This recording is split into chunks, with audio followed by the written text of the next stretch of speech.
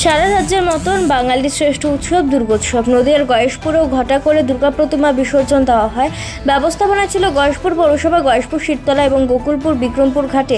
কিন্তু প্রতিমা নিরঞ্জন হয় বেশ কয়েকদিন হয়ে গেল। গয়েশপুর শিবতলা ঘাট পরিষ্কার করা হলেও পরিষ্কার না হলে বিক্রমপুর ঘাটে মৎস্যজীবী একাংশ মাছ চাষ করে, কিন্তু পরিষ্কার না হলো না বিক্রমপুর ঘাট। এর ফলে মাছের ক্ষতি হওয়ার সম্ভাবনা থেকেই যাচ্ছে।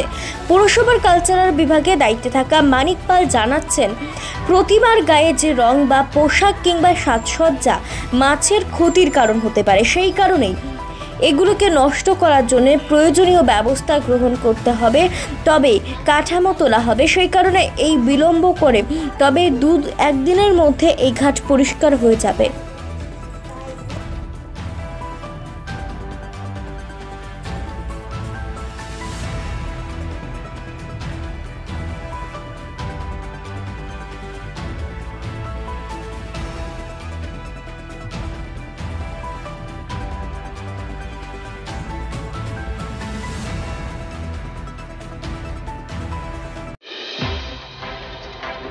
বলছি, গয়েশপুরে ঘটা করে প্রতিমা বিসর্জন হলো, সেই ক্ষেত্রে গয়েশপুর শিবতলার ঘাট পরিষ্কার হলো, কিন্তু পরিষ্কার হলো না বিক্রমপুর ঘাট। কি বলবেন?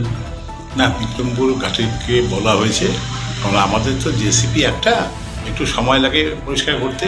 বিক্রমপুর ঘাটকে বলা হয়েছে যে ইমিডিয়েট সেটা ঘাট আজকালের মধ্যেই সেটা পরিষ্কার হয়ে যাবে, সেই ব্যবস্থা করা হয়েছে। এবং ওখানে যেহেতু মাছ আছে, সেহেতু মাছের জন্য যে পটাশিয়াম ওই রং যেগুলো আছে, রং ঠাকুরের গায়ে যে রং থাকে, সেই রঙের জন্য অসুবিধা হয়। সেই জন্য পটাশিয়াম নাইট্রেট টাইপের কিছু দেওয়া হয়, সেটাও ওখানে দেওয়া হয়ে গেছে অলরেডি। এরপরে কাঠামোগুলো তুলে ফেলে পরিষ্কার করা হবে।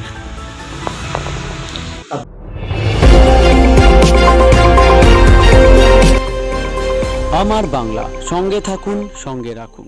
আমার বাংলা।